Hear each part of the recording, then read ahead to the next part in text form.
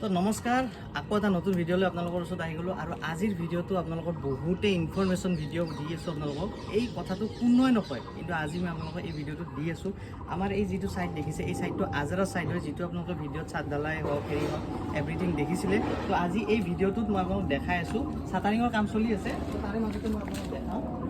এইবিলাক যিবিলাক কলম দেখিছে আপোনালোকে এই যিবিলাক কলম এই কলম আৰু সেই যিটো কলম দেখিছে এই যিটো কলম এই কলমটোৰ এই দুটাৰ মাজত ডিষ্টেঞ্চ কিমান হ'ব লাগে গম পায়নে আপোনালোকে 14 ফিট টু 15 ফিট মানে 14 ফুট 15 ফুটৰ ডিষ্টেঞ্চৰ ভিতৰত আপোনাৰ এই কলমকেইটা হ'ব লাগে নহ'লে কি হয় জানেনে আপোনালোকৰ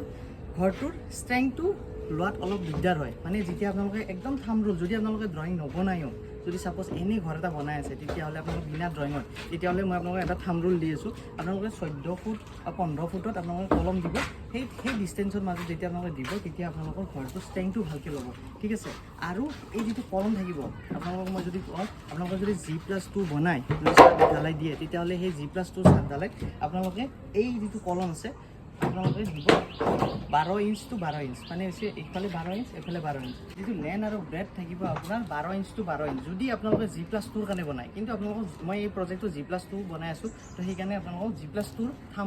থাম ৰুলটো দিছোঁ কাৰণ তেতিয়া আপোনালোকে গম পাব কাৰণ বহুতে বিনা ড্ৰয়িঙত কাম কৰে তো বিনা ড্ৰয়িঙত যদি আপোনালোকে বনাইছে তেতিয়াহ'লে আপোনালোকে যিটো থাম ৰুল দিছোঁ ন এইটো কলমৰ পৰা এই যিটো কলম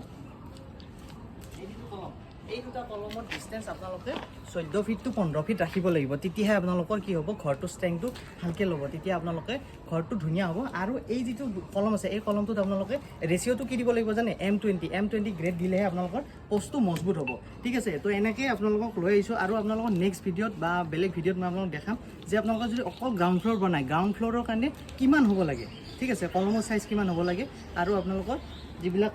ডিষ্টেঞ্চটো কিমান হ'ব লাগে সেইটোও মই আপোনালোকক ক'ম তো এই ভিডিঅ'টোৰ দ্বাৰা আপোনালোকে গম পালে যে আপোনালোকৰ কলমৰ ডিষ্টেঞ্চ বা আপোনালোকে যদি বিনা ড্ৰয়িঙত কাম কৰিছে তেতিয়াহ'লে আপোনালোকৰ ঘৰটো কেনেকৈ বনাব ঠিক আছে তো এই ভিডিঅ'টো